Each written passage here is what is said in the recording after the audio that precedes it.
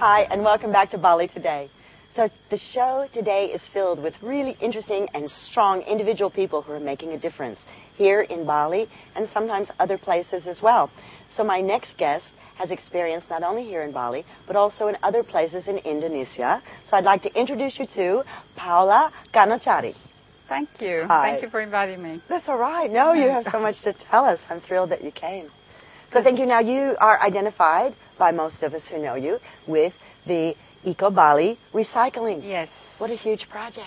Yeah, it is. Yeah. It is. And it's developing quite a lot. And since the beginning, we've started a few years ago. Well, you were here when I was here, so I'm curious. I'm 6.5 years. So how long for Eco Bali? I've been here in Bali for 10 years. Okay. But in Indonesia for 20. Sure. So, sure. Yeah. And with Eco Bali, we've been operating since end of 2005, beginning of 2006. At that time was pretty much a volunteer effort. Yeah.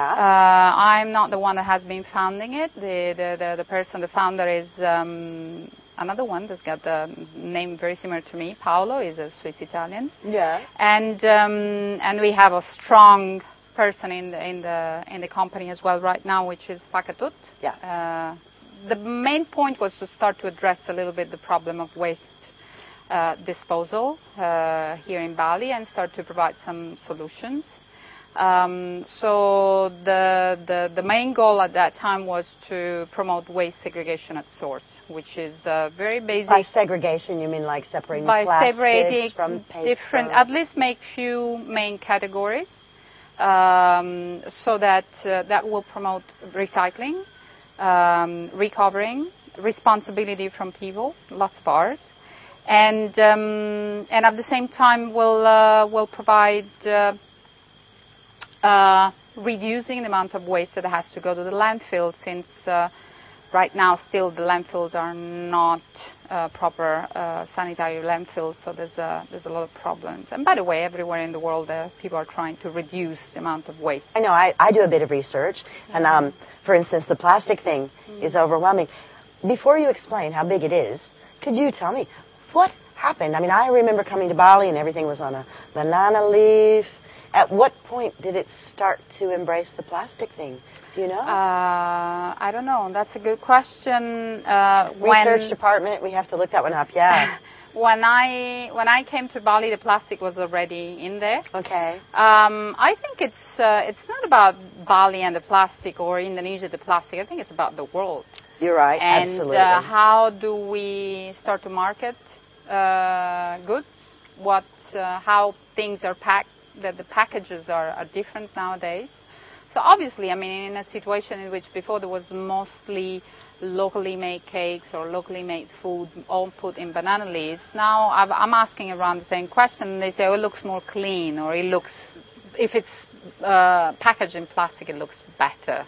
Absolutely. In a way or another, which is not. I'm very, very fond of the banana leaves.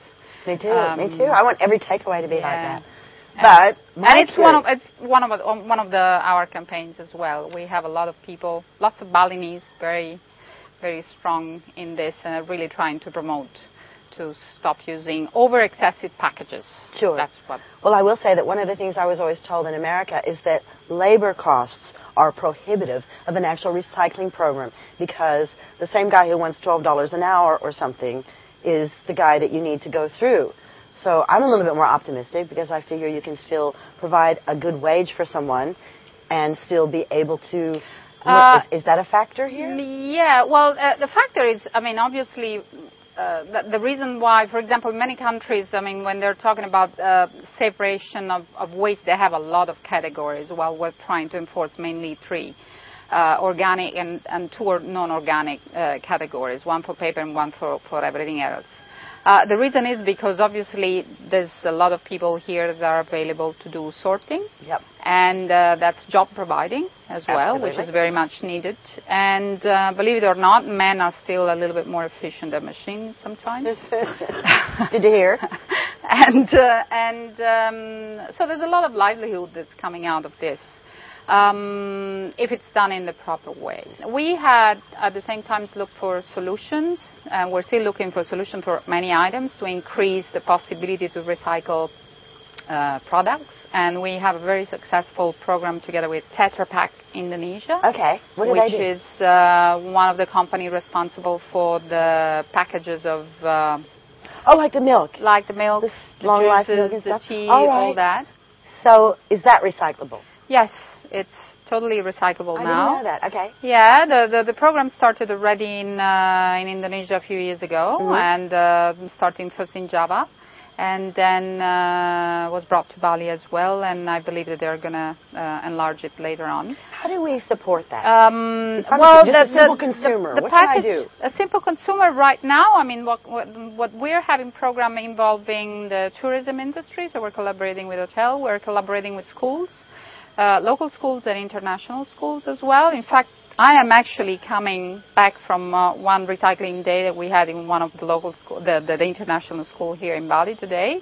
And students are very highly involved, and we're explaining a lot of good things to them and making a little bit recycling alive and more part of their life, providing a lot of information from that point of view. And so they can see that the whole effort is actually leading somewhere. And if you think that before that, until 3 years ago, that item here was not recyclable. So it did make a difference from that point of view. Obviously, there's a lot of work that needs to be done, and the network needs to enlarge, but it's a working process, but we already have achieved a lot from that point of view. This is just to give you an example of one of the things that we're trying to do. I realize in a 10-minute interview, where do we go? You've been doing so much over 10 years. And education is it's a huge part of our activities. And by education, it means we have programs, again, for schools, but we're doing a lot of consultancies and trainings for companies as well. There's a lot of lack of awareness in how things, little things can be done by everybody. So we're bringing a lot of concept, and we're discussing a lot of concept, and so it's always nice to go in a company or to go in schools. Of course, it's always nice, and kids are always very receptive. True. But adults as well, I have to say, they're doing a great job, because many things that we're telling them, they're not aware, and then that makes a whole difference. So it's a good tool. There was the same problem in America. There was the same problem even as late as the early 80s in Australia, where the idea that you just take a piece of garbage and throw it out the car window and somebody else will deal with it. So, of course, when you see with the Balinese people, I am reminded it wasn't that different for us in America, but also that not that long ago, it really was something that was just going to go back to the earth. Absolutely. And, of course, what changed were those massive campaigns. It was the crying American Indian chief in America when he looked at the garbage, and Australia had the one where they shamed people into it. Do the right thing, a little child was telling the adult.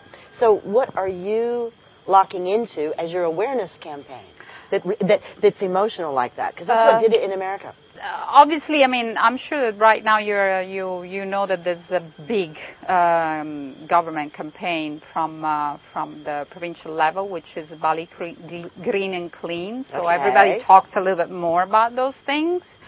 What we're trying, one of our campaigns is, the main one is basically don't burn and don't litter, which is still a big problem here in the island. That's great. But the most important thing, what we're really trying to say, is that you can make a difference right now. Right now. Start to think of what you're doing. Start to think of what you're using in the house. How many tissues? Are you still using paper tissues versus cloth tissues or something like that?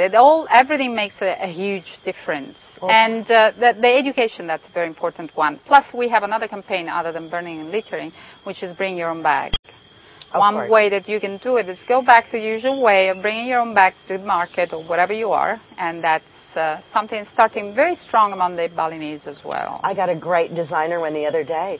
But I would like to say that I'm not the only one. There's a huge bunch of Balinese behind this. Of course. Way to go. That's what I'm saying. Well, what I want you to do is give me every photograph you have and every little bit of text, and we're going to put it on our website, all right? Absolutely. Thank you very much. Thank you very much as well. Yeah. All right, we've got to go to commercial break, and we'll be back with more of Bali Today.